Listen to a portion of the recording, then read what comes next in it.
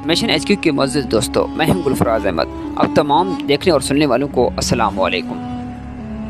अगर आप हमारे चैनल पर न्यू हैं तो हमारे चैनल को सब्सक्राइब कर दीजिएगा और उसके साथ बेल आइकन को भी ज़रूर दबा दीजिएगा ताकि हर नए आने वाली वीडियो आप तक जल्द पहुंच सके।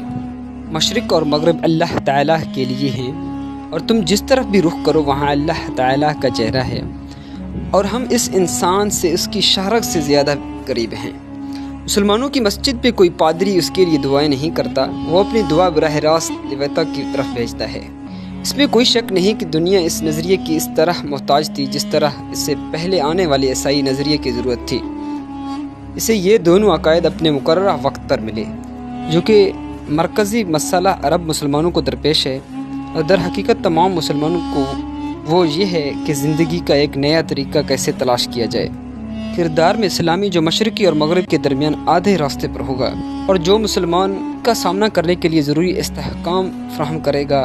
उनके मसाइल आज़ादाना तौर पर अरब दुनिया मगरिब से टेक्नोलॉजी मोतार के ले सकती है, लेकिन इसे अपने अंदर से अपने गहरे मसाइल का जवाब तलाश करना होगा।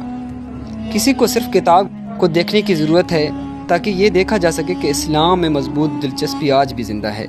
इस्लाम आज मुसलमानों के दिलों में किस हद तक घुस चुका है, उनकी ज़िंदगियों में उसके लिए क्या ठोस असरात मुरतब होते हैं, इसका कोई आसान जवाब नहीं है और बहुत कुछ इस बात पर मुनहसर है कि मुसलमानों से क्या मुराद है। वो लोग जो इस्लाम की अच्छी समझ रखते हैं बदकिस्मती सी अक़लियत अपने महज़्ज़ब से फ़ख्र और इज़्ज़त नफ्स और आज़ादी की ख्वाहिश के लिए मुतासिर हैं।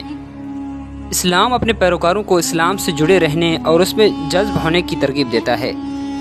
मैंने ऊपर इशारा किया कि इस्लाम कर्द की आज़ादी की कीमत पर बरादरी की आज़ादी पर जोर देता है।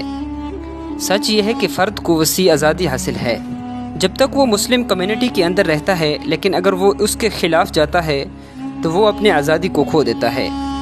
इस्लाम अपने पैरोकारों को जहन को पाक करने, मौजूदात को रद्द करने और अकीदा की तस्दीक करता है। हज़रत मोहम्मद सल्लल्लाहु अलैहि वसल्लम अपने पैगाम की सदाकत को मौजूदात से साबित नहीं किया, बल्कि कुरान मजीद में ऐसी आयात भरपूर है जो हमें सिर्फ अक्ल के ज़रिए खुदा की मार्फत की तरफ बुलाती है।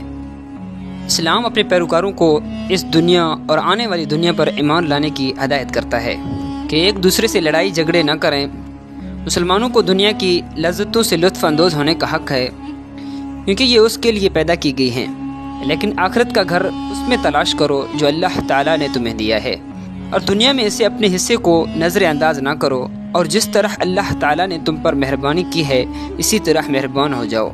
कुरान पाक का ताल्लुक़ किरदार की तरबियत और रूह की तासीर और तज़किया से है। इसका मतलब यह है कि कानून साजी को एक ज़रिया समझा जाना चाहिए।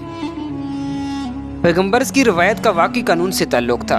आप सल्लल्लाहु अलैहि वसल्लम ने इस शर्त पर मुकम्मल आज़ादाना तशरीह का मुतालबा किया। मेरा यकीन है कि अब वक्त आ गया है कि ईसाई और मुसलमान समझें कि वो एक ही कश्ती में सवार हैं। अगर ये डूबती है तो सब डूब जाएंगे, अगर ये तैरता रहे तो हम सब बच जाएंगे और ये सिर्फ बाहमी एहतराम, एतमाद और रवादारी की मजबूत बुनियाद के साथ ही होगा।